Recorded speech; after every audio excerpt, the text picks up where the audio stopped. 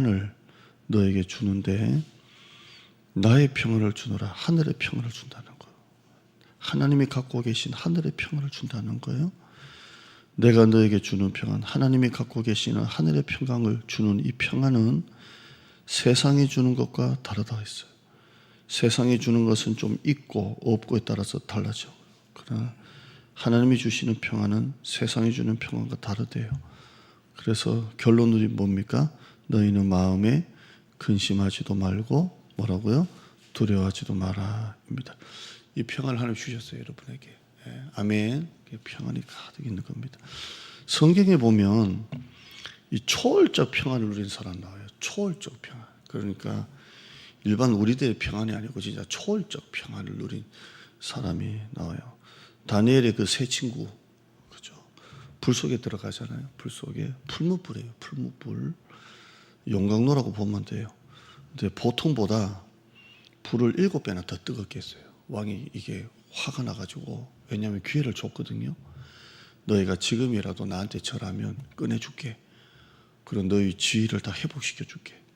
이 다니엘의 세 친구들이 일반 사람이 아니에요. 정부 요직에 있는 사람들이에요.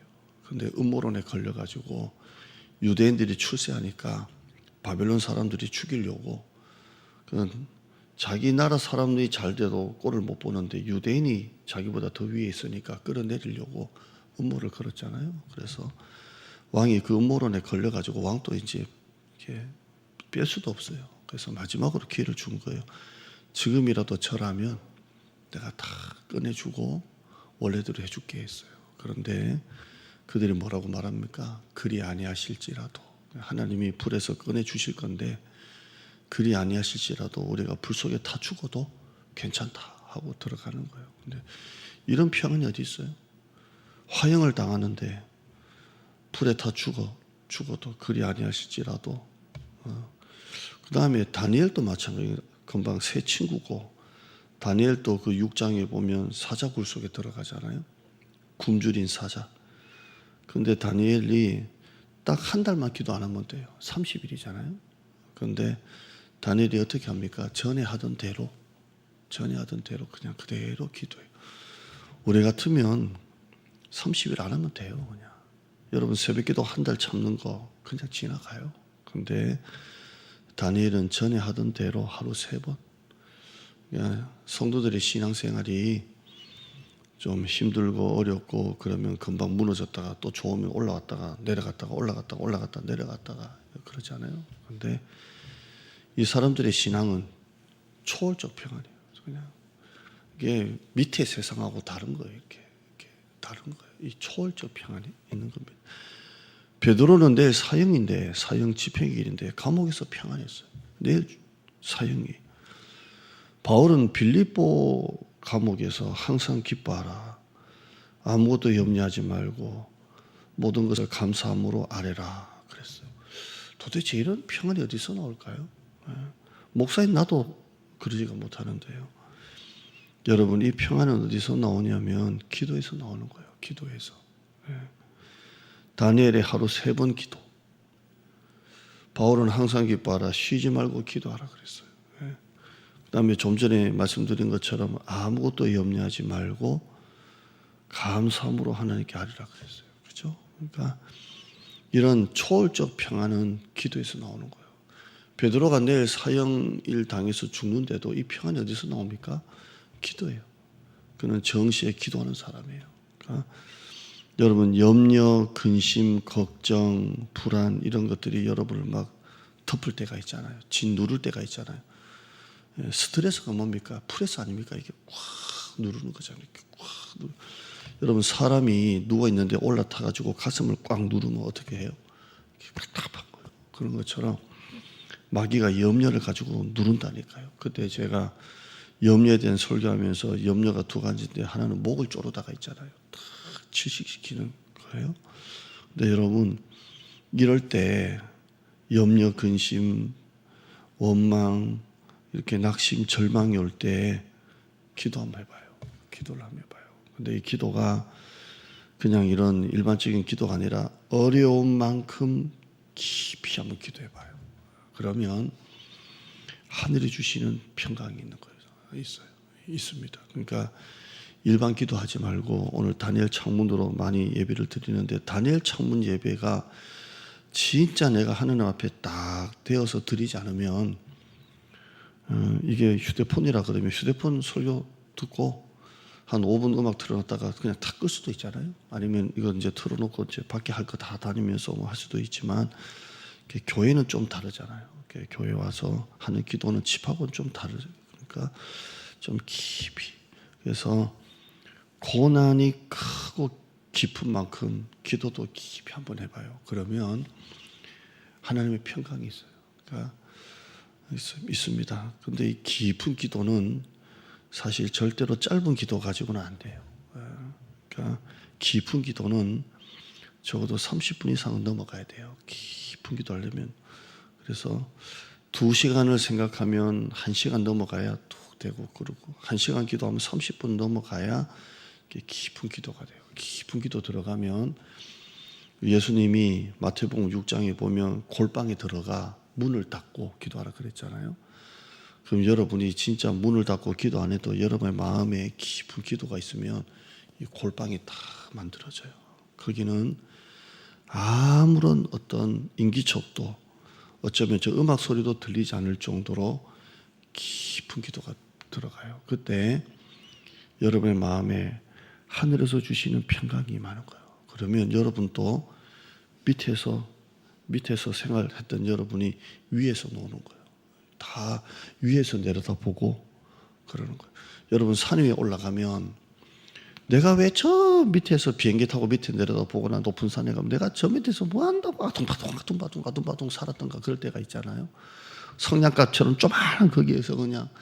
근데 마찬가지로 기도도 깊은 기도를 들어가면 마귀가 밑에서 별짓을 다 해도 위에서 노는 거예요. 위에서 이렇게 하는 겁니다.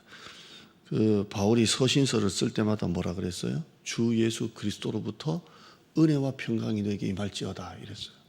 그러니까 이 평강은, 내가 너에게 주는 평강은 세상이 주는 것과 같지 않다 그랬어요. 그러니까 너희는 마음에 근심하지도 말고 두려워하지도 마라 그랬어요. 그러니까 이 평안을 여러분이 받아야 돼요. 받아야 됩니다. 저는 기도할 때 이게 응답이냐 아니냐, 우리 교회 이전을 놓고 기도할 때도 어떨 때는 불안한 게 확 올 때도 있는데 아니냐라고 할 때 평안이었어요. 평안입니다. 제가 담임 목회를 하다가 우리 교회로 온 사람이잖아요. 부목사 때는 우리가 제가 부목사님들을 폄하하는 게 아니라 헌법에 부목사님들이나 교육자들은 임시직입니다. 임시직이라 그럽니다. 우리 담임 목사는 위임 목사를 해서 항존직으로 들어가고, 그러나 교육자들은 1년 임시직이 딱 되어 있습니다. 1년마다 계속 노회에다가 보고해야 됩니다.